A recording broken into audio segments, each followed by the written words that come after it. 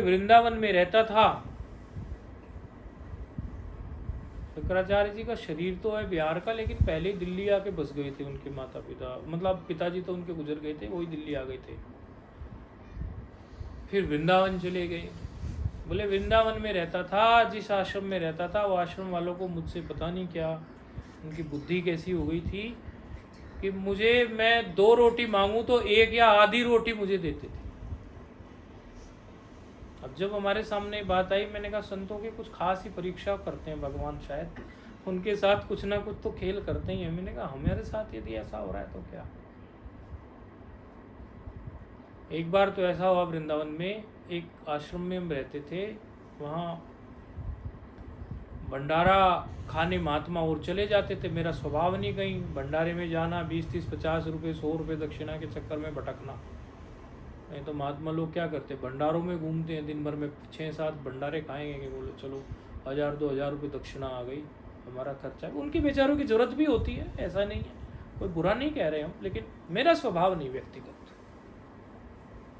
क्या भंडारे खाना। अब वो आश्रम में रोज़ रोटियां बनती थी, हालांकि भोजन क्या बनता था, इतनी मोटी तो रोटी, बिल्कुल इतनी, हमने तो कभी ऐसी खाई ही नहीं थी।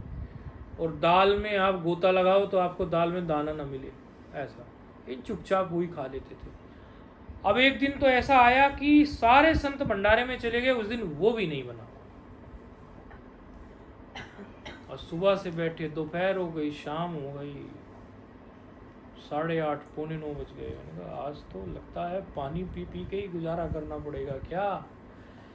मन में हमने पक्का कर रखा था, ना तो किसी को बताएंगे, ना कुछ होगा, ना किसी से कहेंगे, ना भंडारे में जाएंगे। और नीचे उनका भोजन का था और ऐसे ऊपर के कमरे में हम रहते थे। कमरा भी ऐसा था कि उसमें आते भी धूप और जाते भी धूप, पता नहीं क्या एंगल बनता था उस कमरे में, धूप ही धूप, तो बिल्कुल गर्मी में ऐसा तपता था। और उसमें से भी लाइट कट जाए वृंदावन में, तो बस जैसा भी था सो था। तो लेकिन भोजन तो बड़ा ज़रूरी चीज़ होती है। तो 8:30 बजे या पौने 9 बजे ऐसा लगा जैसे आश्रम में कई लोग, तीर्थ स्थान में यात्री लोग भी तो आते हैं ना, कि यात्रियों की हलचल हो रही है। आए, देख रहा हूँ यात्रियों को। और फिर उन्होंने जो है गैस पे खाना बनाना शुरू किया, वहीं बाहर रख लिया बड़ा सिलेंडर वगैरह, बनाने लगे। अब रोटी जो पकती है ना, उसकी महक उठती है, अब वो कमरे तक ही पहुँचे महक, ऐसा लगे जैसे कोई स्वर्ग की प्राप्ति हो रही, महक से ही, खाली महक से। तुम कहना तो है नहीं किसी से, सोचेंगे संत तो हमारे बीच में आ गए। और ऐसे मतलब गृहस्थी लोग थे, वो तो अपने यात्रा में आए थे, महाराष्ट्र के लोग थे, तो सब्जी वब्जी का तड़का लगाए, जीरे का डाले हुए, महक पहुँचे नाक में। आप कल्पना कीजिए कि आप जो सुबह से केवल पानी पे हो, भाई व्रत में भी कुछ फलाहार तो कर लेते हो, और कोई आपको जीरे का तड़के की महक आए तो कैसी लगेगी, कितनी बढ़िया लगेगी। यार रोटी जो पकती है उसकी चूल्हे, उसकी महक कितनी अच्छी लगेगी। आज तो मैंने कहा जब सुबह से ये नियम पाला है कि किसी से बताना नहीं है, तो अब भी इस नियम पे पक्के रहेंगे। 8:30 पौने 9 से उनका कार्यक्रम शुरू हुआ था, और 10, 10:15 बजे उन्होंने अपनी पंगत लगा ली। मुझे दिख रहा था ऊपर से, और पंगत में भोजन परस रहे थे उनको सब, तो मैं देख रहा हूँ। मैंने कहा नहीं, बैठता हूँ, नहीं जाऊँगा, मन से ही जिद करके बैठ गया। किसी ने आके दरवाज़ा खटखटाया, दरवाज़ा खटखटा के बोला नमो नारायण महाराज। नमो नारायण गलत शब्द होता है, नमो नारायणाय ये शब्द ठीक होता है, लेकिन कई लोग संस्कृत पढ़े हुए तो नहीं होते हैं, तो नमो नारायण बोल देते हैं। नमो नारायण शब्द ठीक नहीं, गलत है, इसका अर्थ ठीक नहीं निकलता। कई लोग चतुर्थी विभक्ति के लिए, हाँ, तो ये शास्त्र नहीं पढ़ा होता, तो कई लोग नमो नारायण बोल देते। तो बोले नमो नारायण महाराज। मैंने कहा हाँ बताओ। उसने बातचीत शुरू करी ऐसी, महाराज हम आए हैं ऐसे, आप कहाँ से हैं। मैंने कहा हम तो यहीं के हैं भाई, संतों का क्या स्थान, जहाँ टिक गए वहीं के हैं। बोले हम तो महाराज आए हैं, सुबह ठाकुर जी के दर्शन करेंगे, गेट खुलेगा, आरती होगी, बातें करने लगे। और बातें करते करते उसके मस्तिष्क में भगवान ने कैसी प्रेरणा दी, बोले महाराज आपने भोजन किया क्या। मैं मुस्कुरा दिया। अच्छा, उसने अंदाज़ा लगा लिया मुस्कुराने से कि मुस्कुरा रहे हैं, ना हाँ की ना की, तो मामला गड़बड़ है कुछ। कहने लगे महाराज नीचे भोजन बनाया, आपको चलना पड़ेगा जरूर, आप भोजन कीजिए, प्रसाद पाइए। वो खींच के मुझे नीचे लेके गया, लगभग 10:30 होंगे या 11:45 होंगे तब जो है मैं कहा अब रात को एकदम से इतना खा नहीं सकते, मैं कहा 2 रोटी दे दो भाई, ज़्यादा लेंगे नहीं, 2 रोटी परोस दो। और दाल, उनकी तो दाल भी फर्स्ट क्लास थी। अभी तक जो रोज़ दाल खा रहे थे उसमें तो कपड़े उतार दो, गोता लगाओ, ना मिले कुछ। तो मैंने कहा रोटी तो 2 ही दे दो, रोटी तो हमें और दिन भी मिलती है, दाल जरा 1-2 कटोरी और दे दो।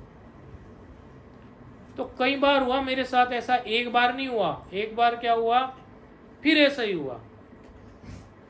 आज जो है भंडारा में सब लोग जा रहे हैं और मेरा जो है पाठ है, मैं पाठ में गया, फिर मैंने किसी से नहीं कहा, वहाँ पाठ चलता है बहुत गंभीर, उसमें बैठा हुआ हूँ मैं।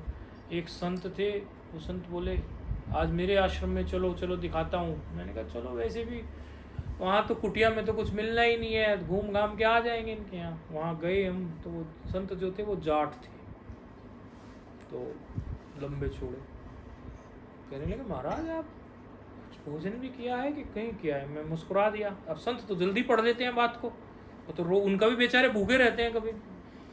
उन्होंने अपने जो है रसोई जो थी उनकी, बड़ा आश्रम है वो वृंदावन में, वहाँ बैठा के बोले, वो जो सेवक था वो उनका बड़ा प्रिय था, बोले अरे घी लगा लगा के ला, 1-1 रोटी लेके आ महाराज जी के लिए। 1-1 रोटी आए, घी लगा के आए। मेरी 3 से 4 रोटी की डाइट है, 7 रोटी मैंने उस दिन खाई। 3 से 4 रोटी मेरी डाइट है, इससे ज़्यादा डाइट नहीं। मैंने 7 रोटी खाई। एक तो गरम गरम आ रही थी, ऊपर से दाल भी थी, ऊपर से जाट जो था जहाँ भी जाता था महात्मा घी का डब्बा रखता था साथ में। अरे महाराज मैं तो जहाँ जाता हूँ मेरे भक्तों को पता है मैं घी का शौकीन आदमी हूँ, पहले मुझे घी का डब्बा ही दे देते हैं, मतलब घी खाओ। एक दिन और ऐसा ही हुआ, हम वृंदावन में यमुना जी के शाम को दर्शन करने, वृंदावन में खासी घटनाएं घटी, मतलब हमारी खूब परीक्षाएं वृंदावन में हुई। हम जा रहे थे दर्शन करने यमुना जी की, मैंने कहा दर्शन करके आए, तो वहाँ एक मंदिर था, वहाँ जाके हम बैठ गए और बैठे रहे। एक संत मिल गए, वो पूछने लगे महाराज कैसे कैसे, बोले मैं उत्तराखंड का हूँ। वो किसी संत से पहले जुड़े हुए थे, उन संत से उनका जो है मन खराब हो गया। फिर मैंने कहा बेटा मन खराब नहीं करते, थोड़ी उम्र कम थी उनकी, तो मैंने ऐसे ही संबोधन किया, मन खराब नहीं करते, अभी आप नए नए संत बने हो, जो आपके गुरु हैं उनके प्रति मन अपना ठीक रखो, मन खराब क्यों करते हो? संत का अपना जीवन है, जो हो गया उनके जीवन में सो हो गया, तुम क्यों अपना मन खराब करते हो? कभी ना कभी गुरु के रूप में धारण तो किया हुआ है कि नहीं किया हुआ है? तो अब उनके प्रति ऐसा मत सोचो कि उनको ये हो गया, वो केस हो गया, ये सब फालतू की बात है। जो हो गया उनका प्रारब्ध है, तुम तुम्हारा प्रारब्ध देखो, भगवान का नाम तो कोई दिया हुआ है, जपते रहो। बोले महाराज मुझे इतने साल हो गए, मैं इस दुविधा में था, आज आपसे मेरा मिलन हुआ, मेरे मन को बड़ी ठंडक मिली, किसी ने ऐसी बातें नहीं कही। हमेशा जो है ये कहते थे तूने गलत गुरु चुन लिए, तूने गलत वो कर लिया, और मुझे ही सुना डालते थे। मैंने कहा वो मूर्ख है, उनको नहीं पता, सब बढ़िया है। मैंने कहा, वो कहने लगा महाराज मैं वहाँ रहता हूँ, उसने कोई जगह बताई, आपको चलना पड़ेगा, खींच के ले गया मुझे। भूखा मैं उस दिन भी था, क्योंकि संत जो थे ये हमारे जिस आश्रम में हम रहते थे, ये भंडारा खाते थे, उस दिन वहाँ कुछ बनता नहीं था, मुझे आदत नहीं थी भंडारे की। वो खींच के ले गया मुझे वहाँ। तो अब वो भोजन की सेवा में वही था संत, मतलब जो भोजन की पूरी व्यवस्था देखती है, बनवाने में, परसने में, और बाद में जो भी सामान बचा। अच्छा वृंदावन में ऐसे ऐसे आश्रम है, वृंदावन तो रसियाओं का इलाका है ना, यहाँ त्याग वैराग्य की बात कम होती है, रस की बात ज़्यादा होती है। वो अलग बात है कि मैं अपने त्याग वैराग्य से ही रहा, वो मेरा व्यक्तिगत जीवन था, नहीं तो यहाँ तो रसिया मामला है, खाओ पियो मौज करो जी। तो आश्रम में इतने व्यंजन बने हुए थे, बहुत सारे। वो लड्डू बना वहीं ताज़ा ताज़ा बढ़िया, उसने मुझे खिलाया। ओ तो फिर मेरे से इतना प्रभावित भी था कि भाई तो मिल गए, और उन्होंने मुझे भाई संत ने ऐसा भोजन कराया। और फिर कहने लगे अभी नहीं जाना, धूप हो गई, गर्मी के दिन थे, आओ मेरे कमरे में आराम करो। फिर ले गया अपने कक्ष में, बढ़िया फर्स्ट क्लास ठंडक थी, बेसमेंट में था कमरा। मैंने कहा वहाँ तपते चलो, यहाँ सोने को भी मिल गया। वहाँ थोड़ी देर आराम कर लिया, घंटा 1.5 घंटा, थोड़ी बहुत ही नींद आई होगी। चलते समय फिर 1.5 से 2 किलो लड्डू बांध के दे दिए, बोले महाराज लेके जाओ लेके जाओ। अच्छा मुझे इतना स्वभाव नहीं है ज़्यादा मीठा खाने का, थोड़ा सा खाया छोड़ दिया ऐसा। और हमारे साथ एक दूसरे संत थे हमारे उस कमरे में, मैंने दिया उनको, अरे लड्डू इतने बढ़िया महाराज, इतने बढ़िया महाराज। मैंने कहा भैया आप तो उस 75 साल के तुलसी गिरी जी 80 साल के, मैंने कहा आप तो भंडारे में चले जाते, मुझे तो ये ऐसे ऐसे। एक ले गया था ऐसे करके। बोले वृंदावन में आए आए हो चेला बना दिया, इतने प्रभावित हो गए कि चेले बन गए आपके। मैंने कहा मैंने किसी को चेला नहीं बनाया, मैं यमुना जी की आरती और उधर यमुना जी के दर्शन करने के लिए घूमने के लिए गया था, ऐसे मिला उसके हृदय में कुछ पीड़ा थी, बस मैंने उससे संबंधित विमर्श किया। वो इतना प्रभावित हो गया कि मुझे भोजन के लिए, मुझे तो ये भी नहीं पता था ये भोजन कराएगा, मुझे तो लगा आश्रम दिखा के छोड़ देगा, चल भाई टाइम ही तो है, एक संत ले जा रहे हैं कोई बात नहीं। और वो तुलसी गिरी जी वो लड्डू इतने बढ़िया लगे, रोज मुझे कहें चेले के पास कब जाओगे, चेले के पास कब जाओगे। मैं क्यों क्या हुआ? बोले चेले के पास जाओगे तो लड्डू लाना, बहुत बढ़िया थे। अब मैं कल टालूं परसों टालूं, क्योंकि अच्छा थोड़ी लगता है ऐसे तीसरे दिन चौथे दिन, और स्वयं के लिए भी नहीं। एक दिन तो बोले भाई हद कर रहे हो आप तो महाराज, चेले के पास जाते नहीं हो, ऐसे कहाँ चेले मिलते हैं इतने बढ़िया, और चेले के पास कभी नहीं जाते। मैं एक दिन टहलता टहलता चला गया। खैर बोले महाराज बड़ी कृपा, आप दर्शन दिए आपने, आप पहले भिक्षा करो। भोजन फिर अच्छे बड़े प्रेम से कराया, बड़े प्रेम से। अच्छा मुझे ये तो कहना ही नहीं था कि भाई लड्डू दे ना दे, ये कहना भी थोड़ा उचित ना लगे। हाल भले उनके लिए थे, मेरे लिए तो थे नहीं वो लड्डू, वो इतना स्वभाव नहीं। लेकिन जब मैं चलने लगा कुछ उन्होंने मुझे लड्डू ही नहीं दिए। मैं कहा यार ये तो तुलसी गिरी ने मेरी मेहनत